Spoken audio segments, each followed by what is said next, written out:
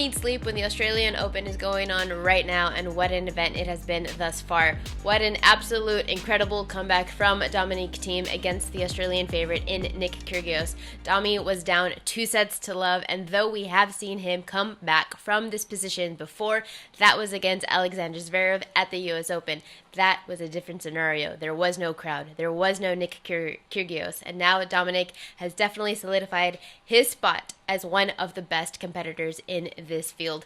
To come back the way that he did against this crowd, against this opponent, absolutely remarkable, unbelievable. All the while, Novak Djokovic was fighting his own battles against the American Taylor Fritz. Up 2-0, he goes on to now lose the next two, with Fritz forcing a fifth set, to only find out that at 1-1 in the third set, Novak slipped while attempting to chase down a forehand winner. He rose to then fall with pain in his ab.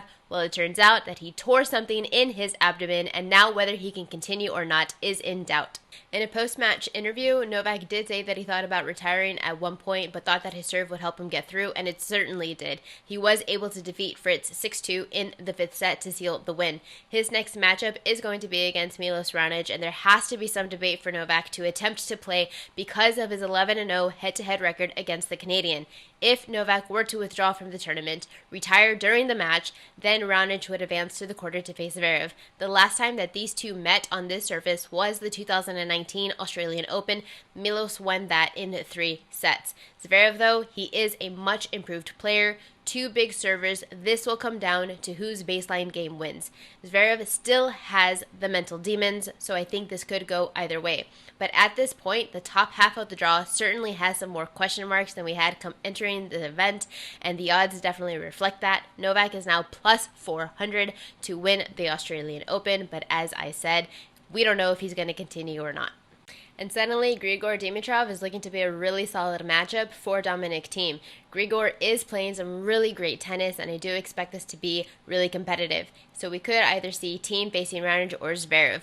What matters for Thiem is the time of day that he is playing against these competitors. And why? Because the ball is fast during the day, and that benefits his opponents. You saw this with Kyrgios in the first 2 sets against Dominic. The later the match goes on, the ball slows down. That's a benefit to Thiem. The odds to win the second quarter right now is Thiem as the -120 favorite, Felix Auger-Aliassime plus 225, Grigor Dimitrov plus 450, and qualifier Aslan Karatsev is plus 1,000.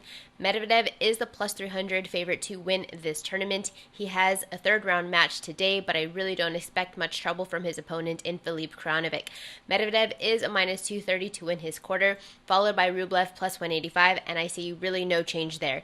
I do think that he still gets through his quarter just fine. I think that we still see Medvedev face Nadal in the semis. Nadal, he's live. His first 2 matches were easy 3-set matches. His third round should be no different. His back soreness that he had entering the tournament, as of yet, it appears to be a non-issue. Nadal is plus 500 to win this event. Nadal is plus 100 to win the fourth quarter, followed by Stefanos Tsitsipas. The only thing that I can say with confidence is that Medvedev should win his quarter. As far as who will win this tournament, things are really starting to get interesting. New injuries are popping up. Old injuries are fading away. Some players are making a surprise jump, and that's really all that I can say. Things are starting to get interesting. The one outlier in all of this is, I think, Grigor Dimitrov. Every one of these players knows how to play each other. Dimitrov, he can be a hard person to prepare for. He is plus 6,600 to win.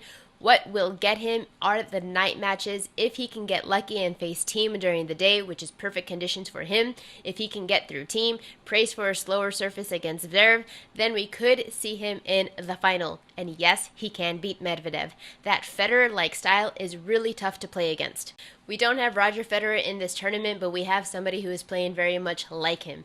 But that is really all that I have. We have absolute chaos, and I am loving every minute of this. And now, to add an extra factor, there is no crowd for at least the next 5 days.